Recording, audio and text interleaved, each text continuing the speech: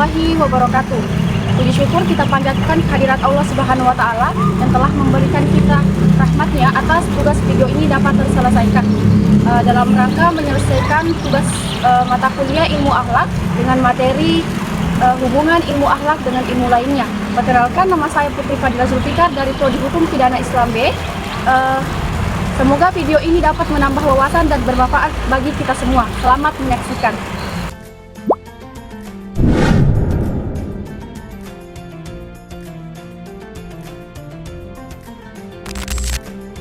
Baik, adapun topik pembahasan pada materi ini yaitu ada 5. Yang pertama, hubungan akhlak dengan ilmu tasawuf.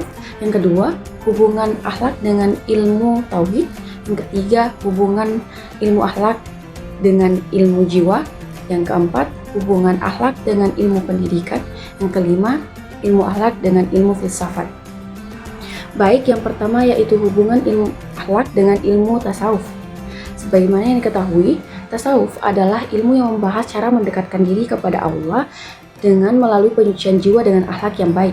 Sebagaimana diketahui bahwa dalam tasawuf, masalah ibadah amat menonjol, karena bertasawuf itu pada hakikatnya melakukan serangkaian perintah Allah dan juga melakukan serangkaian ibadah seperti sholat, puasa, haji, zikir, dan lain sebagainya.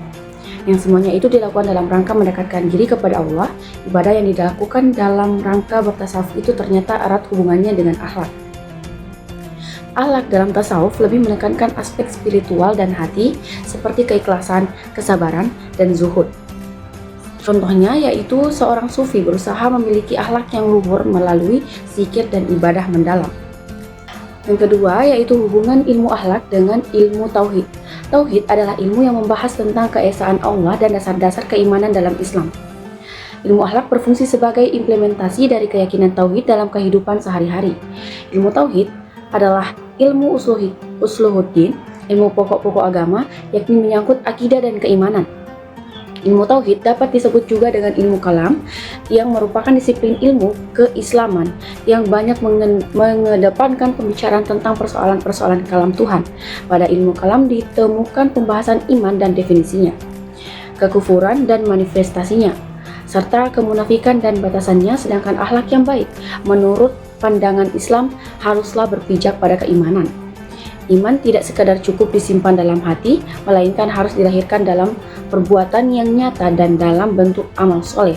Barulah dikatakan iman itu sempurna karena telah dapat direalisir.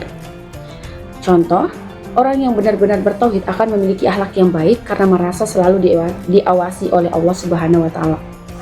Selanjutnya yang ketiga yaitu hubungan ilmu akhlak dengan ilmu jiwa. Ilmu jiwa atau psikologi Islam mempelajari kondisi kejiwaan manusia termasuk dorongan, emosi, dan perilaku. Dilihat dari segi bidang gerapannya, ilmu jiwa membahas tentang gejala-gejala kejiwaan yang tampak dalam tingkah laku.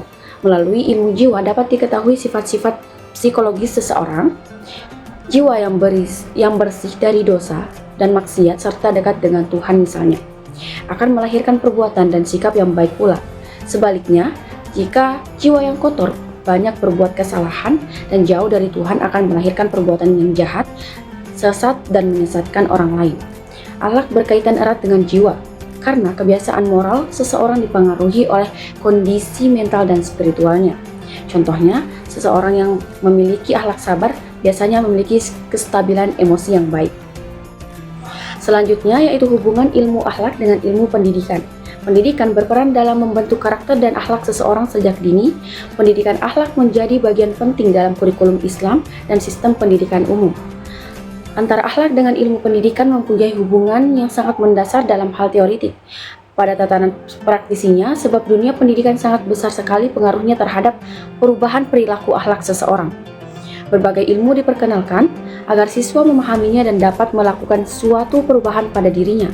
Apabila siswa diberi pelajaran akhlak, pendidikan mengajarkan bagaimana seharusnya manusia itu bertingkah laku, bersikap terhadap sesamanya dan penciptanya. Contoh, pendidikan akhlak dalam keluarga dan sekolah membentuk individu yang berintegritas dan berbudi pekerti yang baik. Selanjutnya yaitu hubungan ilmu akhlak dengan ilmu filsafat. Filsafat adalah ilmu pengetahuan yang berusaha menyelidiki segala sesuatu yang ada dan yang mungkin ada dengan menggunakan pikiran.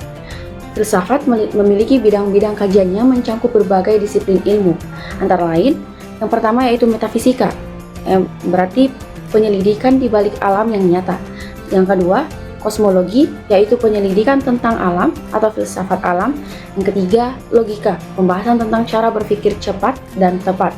Selanjutnya, etika, pembahasan tentang tingkah laku manusia.